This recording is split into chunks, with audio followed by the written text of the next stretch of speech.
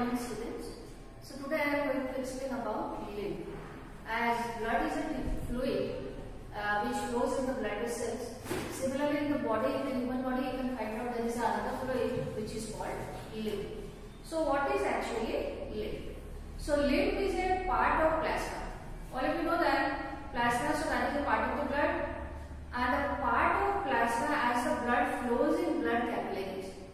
Because capillaries, you know, these are very fine blood vessels which are having a narrow diameter. So when the blood flows in capillaries under pressure, then a part of plasma with some minerals, they are coming outside the blood capillaries. So when they are coming outside the blood capillaries, then now where they are present in tissue space. So the lymph is also called as tissue fluid. Now you understood? So the blood, a part of the blood, so that is coming out of capillaries into the tissue space, and that is called lymph. So it is having maximum water and mineral, and the mineral composition, so that is same as the mineral composition in the plasma. But you can find out, so there is no formed element. Formed element because they are bigger, so they cannot pass through the pores in the capillaries, so they are remaining inside the blood vessel. Okay. Now, the lymphatic system collects the fluid and the drains like to measurement. So, as there is the blood vessel, so that is found in all parts of the body. Similarly, you can find out the lymphatic vessel, so that is also distributed in each and every part of the body. Okay, and the lymph, so that flows in lymphatic vessels. So, initially, where is the lymph? So, the lymph, so that is in tissue space, outside the tissue. Then, from the tissue space, they are entering into the lymphatic vessels. Okay, then the lymphatic vessel which is circulating lymph all over the body, then ultimately it can drain the lymph into the vein. Then with the help of the vein, again it is going back to heart. Okay, so why the drainage of the lymph? So that is important because you know that 55% of the blood is plasma. If every time the blood flows in capillaries, a part of plasma will come outside into the tissue space, then ultimately you can find out the amount of plasma will be less. So to maintain that 55% of plasma, again the lymph with the help of the lymphatic system, so that drains into the vein so that the plasma composition can be maintained. So that is called lymph. And it originates as microscopic blind-ended vessel in space between the cells. So as the blood vessels they are developing from the heart, so heart is the pumping organ, and from the heart the blood it passes to all parts of the bodies with the help of the blood vessel. So the blood vessels they are connected to heart. But here in case of the lymphatic system, you cannot find out it is not connected to heart. So there is no particular organ from which all the lymphatic vessels they are developing. So they are blind. The origin, so that can start from any point in the body. So that is called blind-ended. Okay. Then all these vessels they can carry the lymph to different parts of the body also, because the lymph it is also having lymphocytes. There are specific nodes in different parts of the body, and these specific nodes they can produce the lymphocytes, and these lymphocytes they can kill the pathogen, disease causing organism, and can produce immunity to the body also. Okay, so these are all the characters of lymph.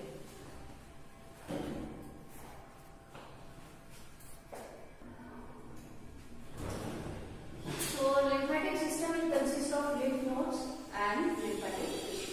So what is lymph node? Lymph nodes these are scattered throughout the body over a bean-shaped structure and act as filtering spaces.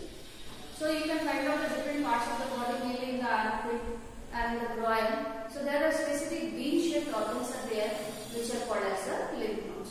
So what is the function of the lymph node? The lymph node it can produce lymphocytes. And lymphocytes, all of you know that they are responsible for the immune system of the body. Because the lymphocytes, they can destroy the pathogen, disease-causing organism by the process of phagocytosis and can provide immunity to the body. For example, tonsil. Now all of you know that in this neck portion, now tonsil is there. So what is tonsil? Tonsil is actually the lymph nodes.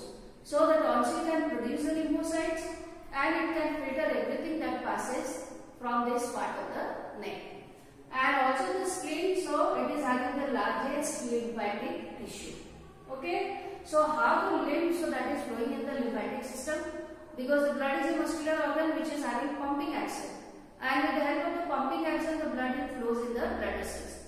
But here there is no such pumping force, and how the lymph, so that is flowing in the lymphatic vessels, so that is by muscular movement. When the muscles they are moving, then you can find out the muscles they are contracting, they are expanding. Similarly, in the breathing process also you can find out the different breathing organs. They also can expand, they also can contract. So these are all the driving force which is helping the lymph to flow in the lymphatic system. So now what is ECG?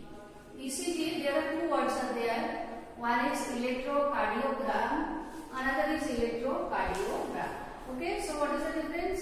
Electrocardiogram, so that is graphical representation of electrical activity of heart during cardiac cycle. So each time the heart is pumping blood. So how the pumping, so that is done with the help of the electrical impulse which is generated from sand. So all of you know that there are two nodes are there. One is the sand, another is the area. And both these nodes they are present on the right auricles. Okay. And so the impulse which is generated, so that is transferred in the form of the electrical impulse. As the electricity or the current, so that passes. Similarly, here in the heart also the impulse which is generated from these nodal tissue, so that is also transmitted in the form of the electrical impulse. So the ECG, so that is a graphical representation. Like you might have seen that when we take the ECG, then you can find out there is a small strip of the paper is coming out from the machine. And on the paper you can find out there is a graph is there.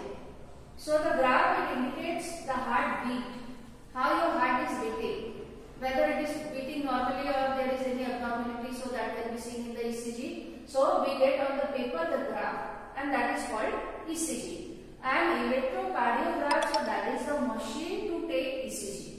You can find out the patient is connected to a machine with the help of the probe, and then only the ECG can be taken in the machine. So that is called electrocardiogram. Now you try to understand the graph which is there on the paper. You can find out there are several peaks are there. And you know that the human heart per minute it beats 72 times. So if the heart is functioning normally, then on the paper you can find out there are 72 peaks are there. And also the distance between the two peaks, so that will also be same. Then the heart is functioning normally. So here you see there are labelings are there, P, Q, R, S, T. Okay. So try to understand what are the meaning. Now P, so that indicates the impulse which is generated from sand. See now auricular node, so that is initiating the impulse, and the impulse from this place, so that is transferred to auricle with the help of the electrical conduction. Okay. Then the auricle will contract. So in the Q you can find out when it is getting the impulse, then the auricle will contract. Then the impulse from the auricle, so that is transferred to the lower part which is the ventricle. Then the ventricle, this portion the QRS, now it indicates the ventricle contracts, because you know that the force with which the auricle and the ventricle contract, the force is more in ventricle and less in auricle. So in the ventricle you see there is a long peak is there. So QRS indicates that the ventricle will contract, and then you can find out the T, so that indicates now the ventricle it comes to the relaxed conditions, because when there is a cardiac cycle, first auricle contracts, then auricle will come to the relaxed position, then ventricle contract, then again it can come to the relaxed position. So in each cardiac cycle you can find out when the heart is pumped, when the heart is pumping blood, then after pumping it comes to the relaxed stage. So T indicates that now the ventricle is in relaxed conditions. Okay. So P, where the impulse is originating, so that is sand. Q, so that is the point where the auricle will contract. Then the RS, so that is the ventricle will contract. Then after contraction of the ventricle, then again it comes to the relaxed condition, and which is the T. So what is double circulation? there is double circulation is there. So what is the meaning? The meaning is that in the heart blood enters twice per cardiac cycle. Okay. So once you can find out deoxygenated blood, so that is entering to right auricle. From the right auricle it goes to right ventricle. From the right ventricle again it goes to lungs. Then in the lungs there is oxygenation is there. Then again the blood is coming back to left auricle. From the left auricle it goes to left ventricle. From the ventricle it goes to aorta and distributed all parts of the body. So as the blood is entering in heart twice, now the circulation, so that is called double circulation. Okay. Now how the cardiac activity, so that is regulated. So that is regulated with the help of the brain, and also the hormone is also responsible. Okay. Now the first thing that it is auto-regulated. Now all of you know that the SAD and the AVN, these are the points from where the impulse can be generated. So because the impulse is generated from the nodal muscles or the cardiac muscles, so the heart is called myogenic. So it is auto-regulated. And also in the brain also you can find out in the medulla, so which is connected to autonomic nervous system. So there is a specific center is there, and that center is also regulating the activity of the heart. So you know that the autonomic nervous system, it is having two parts, sympathetic and parasympathetic. Sympathetic, it can increase the heartbeat, and the parasympathetic, it can decrease the heartbeat.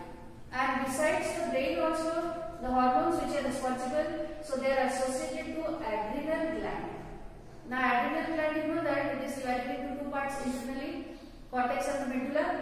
So the hormones which are produced by the medulla, they can also increase the cardiac output depending on the demand of the body. Okay. So the heart is functioning normally. Sometimes you also can feel that the heartbeat, so that is more. So why? Because it is the demand of the body. So the brain is also responsible, and the hormone, they are also responsible, and the heart is myogenic. So now we will explain about disorders of circulatory system. So number one, so that is a high BP, high blood pressure. Okay. Now blood pressure, you know that the pressure of blood on the wall of artery. So that is called the blood pressure. So what is normal BP? The normal BP, so that is 120 by 80 mm per mercury. 120, so that is called the systole, and the 80, so that is called diastole. So high blood pressure affects different organs. Gradually you can find out the different organs that will be damaged if there is high blood pressure. Then the second disorder, so that is coronary artery disease, and it is caused by the deposition of the fat or the cholesterol or the fibrous tissue, which makes the lumen of artery narrow. If the diameter of the artery will be narrow, then naturally you can find out there will be more force on the blood, and if there will be more force on the blood, then the wall of the artery will be damaged. So that is called coronary artery disease. And the angina means acute chest pain. If there is pain in the chest, so why there is pain? So that is because of the insufficient oxygen supply to heart.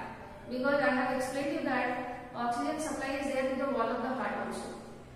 And if there is no proper oxygen supply to the wall of the heart, then there is acute chest pain, which is called angina. And the heart failure means the heart is not pumping blood effectively to meet the needs of the body. Depending on the demands of the body, if proper amount of the blood is not supplied to all the parts of the body, then that is called heart failure. And the cardiac arrest means heart stops beating. Now the heart is dead. Now the heart is not functioning, not pumping blood. So these are all the different disorders, and this is the end of the lesson also. So I hope students, you all have understood.